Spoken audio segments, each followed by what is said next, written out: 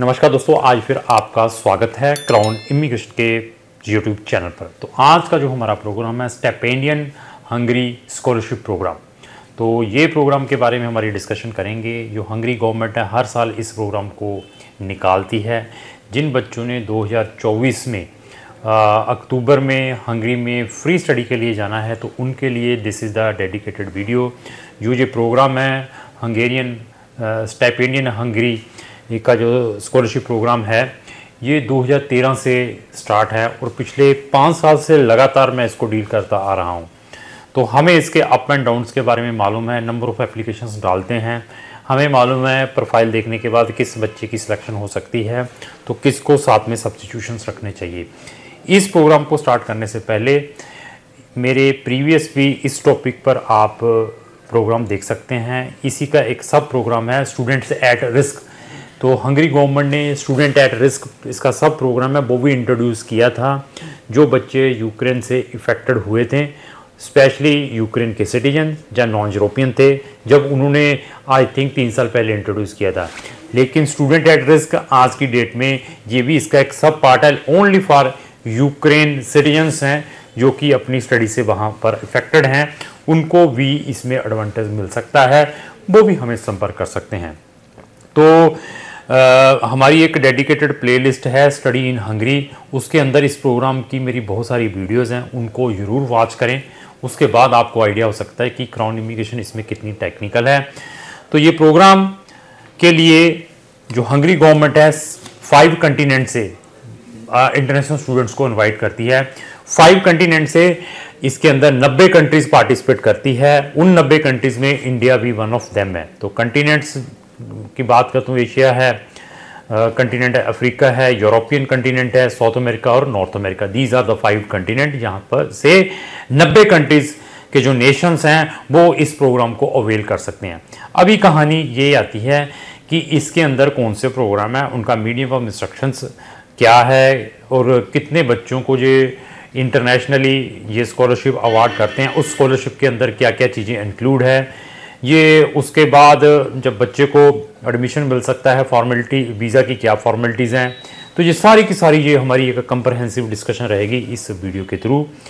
Even इसकी जो application है ऑलरेडी ओपन हो चुकी हैं, तो इसकी जो क्लोजिंग डेट है वो आप ये लेकर चलिए, I think so first week of Jan है। फर्स्ट वीक ऑफ जैन में इनकी जो डेडलाइनें क्लोज हो जाएंगी। जिन्होंने अप्लाई करना है वो हमें इमीडिएटली अप्लाई करें। क्वेश्चन आता है बच्चे का, सर मैंने तो अभी तक अपनी ग्रेजुएशन कंप्लीट नहीं की है, मैंने अपनी बैचलर कंप्लीट नहीं की है, या मैंने अपनी 12th कंप्लीट नहीं की है, तो मैं तो एक अपेयरिंग स्टूडेंट हूँ, तो मेरी जो स्कूलिंग है या मेरी जो डिग्री है 2024 में कंप्लीट होनी है। तो उसके अंदर ये भी प्रोविज़न है। तो appearing student with predicted score के साथ भी अप्लाई कर सकते हैं। जब आपका फाइनल का रिजल्ट आ जाता है जून तक, आपने अपने फाइनल के रिजल्ट इस पोर्टल के ऊपर अपलोड करने हैं, तो वो आप अप्लाई कर सकते हैं अभी, लेकिन जून में आपने अपने जो रिज़ल्ट है वो अपलोड करने हैं, उसके बाद आपको इनके रिजल्ट्स मिल जाएंगे। तो अभी प्रोग्राम्स के बारे में डिस्कस करें, इसके अंदर प्रोग्राम्स कौन से, उसको डिस्कशन करने से पहले मैं बता दूं स्टडी इन हंगरी में वी आर वेरी टेक्निकल। जो स्टिपेंडियन हंगरी कम जो स्कॉलरशिप प्रोग्राम है इसमें भी वेरी टेक्निकल है। इससे रिलेटेड हमारी नंबर ऑफ वीडियोज़ हैं, उसकी एक हमारी डेडिकेटेड प्लेलिस्ट है, उसका लिंक भी मैंने अपने डिस्क्रिप्शन बॉक्स में लगाया है। तो यूरोप में आपको बहुत सारी कंट्री फ्री स्टडी में मिल सकती है, जर्मनी जैसी हुई, ऑस्ट्रिया जैसी हुई, हंगरी में भी ये प्रोग्राम है, इवन रोमानिया में भी आपको ये चीज़ें मिल सकती है। इटली भी फ्री स्टडी प्रोवाइड करता है, लेकिन इटली का वीज़ा सक्सेस रेट इतना अच्छा नहीं है, वहाँ पर आप अपना टाइम वेस्ट ना करें। नॉर्वे फ्री प्रोवाइड करता था, लेकिन उन्होंने पिछले साल से इंटरनेशनल स्टूडेंट्स के लिए फीस इंट्रोड्यूस कर दी है। अगर आपकी इन शेंगन कंट्रीज़ में सिलेक्शन नहीं भी हो पाती, आप फ्री में स्टडी देख रहे हैं और बेस्ट यूनिवर्सिटीज़ में भी देख रहे हैं, तो हम आपको चाइना या रशिया जैसी कंट्री में भी, ताइवान भी स्कॉलरशिप प्रोवाइड करती है, तुर्की भी प्रोवाइड करती है, उनमें भी ये अपॉर्चुनिटीज़ प्रोवाइड कर सकते हैं। हमारे पास बेनिफिट क्या है ऐसे प्रोग्रामों में अप्लाई करने का? तो 15,000 रुपये एडवांस फीस है। इवन अगर आपका यहाँ पर नहीं भी आता तो आपको यहाँ पर एज ए जो सेल्फ फाइनेंस स्टूडेंट होते हैं जिसको कहते हैं पेड स्टडी है, उसमें भी एडमिशन्स आने के चांसेस हैं, उसमें भी हम आपका केस प्रोसेस करेंगे। इवन अपार्ट फ्रॉम दिस आपका हम अनदर कंट्रीज में भी वही 15,000 में अप्लाई करेंगे। डिपेंड है कि आपने सर्विस किसके थ्रू लेनी है। कोई ओरिजिनल डॉक्यूमेंट नहीं लेते, सारे के सारे ओरिजिनल डॉक्यूमेंट स्टूडेंट के पास होते हैं। आप हमारी ऑनलाइन सर्विस भी ले सकते हैं बाय सिटिंग एनीवेयर। तो अभी आते हैं 2023 में अप्रोक्स 57,000 एप्लीकेशंस पड़ी थी इन 90 कंट्रीज में, जिसमें इंडिया भी एक था। और वैकेंसीज कितनी थी? 4500 स्टूडेंट्स को ये स्कॉलरशिप अवार्ड हुआ है। इसके अंदर फुल स्कॉलरशिप भी है, पार्शियल स्कॉलरशिप है। फुल स्कॉलरशिप और पार्शियल स्कॉलरशिप में क्या अंतर है वो भी मैं बताऊंगा। फुल स्कॉलरशिप में आपको फुल प्रोग्राम का स्कॉलरशिप मिलेगा। पार्शियल स्कॉलरशिप में आपको मे बी 1 सेमेस्टर या 2 सेमेस्टर की ही फीस वेव हो सकती है। तो दिस इज द फुल और पार्शियल। इवन आपको अगर फुल स्कॉलरशिप मिलता है तो आपके जो फर्स्ट सेमेस्टर है प्रॉपर क्लियर होना चाहिए। उसके अंदर उन्होंने ग्रेडिंग रखी है 70 से प्लस या 75 से होनी चाहिए। अगर आप सब्जेक्ट में फेल हो जाते हैं तो आपका ये स्कॉलरशिप डिसकंटिन्यू भी हो सकता है। इसके अंदर इंक्लूड क्या है? आपकी ट्यूशन फीस है, आपको स्टाइपेंड है, आपकी अकोमोडेशन है, आपका मेडिकल इंश्योरेंस है। These things are included in this scholarship. अभी बच्चा कहता है स्टाइपेंड कितना मिलता है? Stipend approx I think so 130 euro per month मिलते हैं।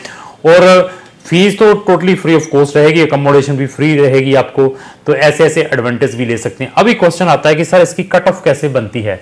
तो मैक्सिमम 100 है, 100 में से 56 लेने होते हैं।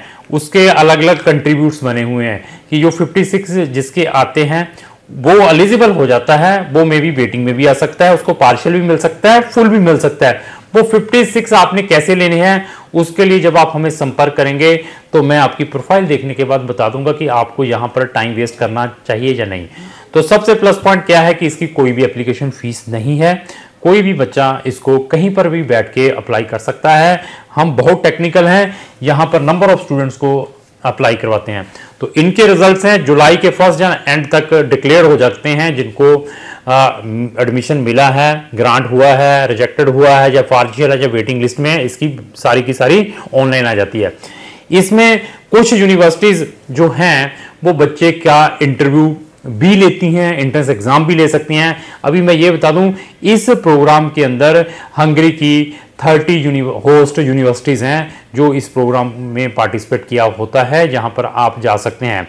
तो इनके पास उन 30 यूनिवर्सिटीज में 800 इंग्लिश टॉट प्रोग्राम्स हैं। अभी स्कॉलरशिप कौन कौन से प्रोग्राम्स के लिए मिलता है? आप वहां पर प्रिपरेटरी हंगरी लैंग्वेज सीखने के लिए भी जा सकते हैं, बैचलर में भी मिल सकता है, मास्टर में भी मिल सकता है, आपको पीएचडी में भी मिल सकता है। इवन एमबीबीएस के लिए भी स्कॉलरशिप का प्रोविजन है यहां पर।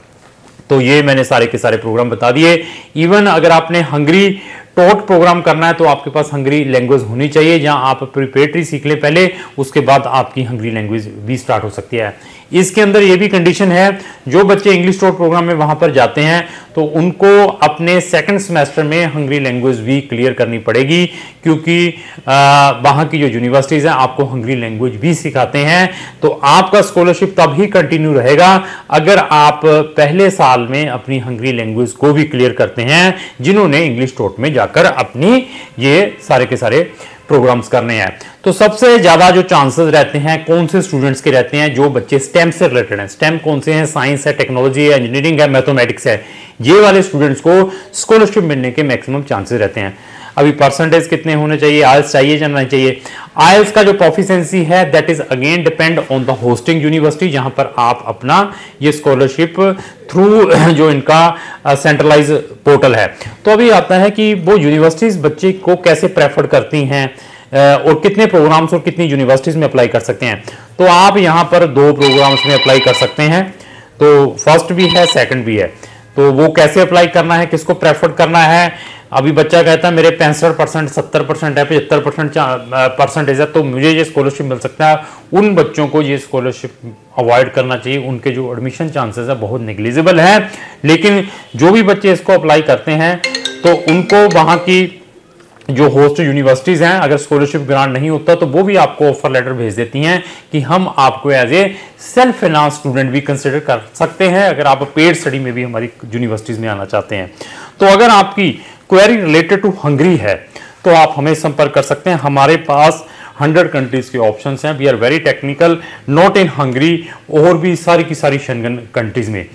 एटलीस्ट जिसके थ्रू भी ये आप प्रोग्राम अप्लाई करने के लिए जा रहे हैं उसकी स्टैंडिंग जरूर चेक करें, उसको नॉलेज जरूर चेक करें, उसके बाद क्या क्या ऑप्शंस है, वो क्या आपसे चार्जेस ले रहा है, उसके बाद आपने डिसीजन लेना है।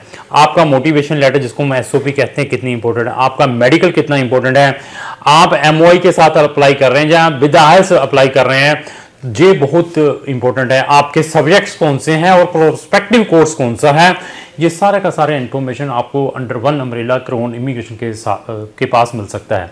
तो लास्ट में मेरी यही रिक्वेस्ट है, अगर आपका कोई फ्रेंड भी इस प्रोग्राम में या फ्री स्टडी फॉरेन कंट्रीज में ढूंढ रहा है तो उसको भी हमारा ये चैनल या ये स्पेसिफिक वीडियो जरूर शेयर करें ताकि वो फ्री ऑफ कॉस्ट ऐसी इंफॉर्मेशन ले सके। तो लास्ट में मेरी यही रिक्वेस्ट है कि अगर आपको जो मेरी वीडियो चलेगी उसको लाइक एंड शेयर करना ना भूलें। Thank you.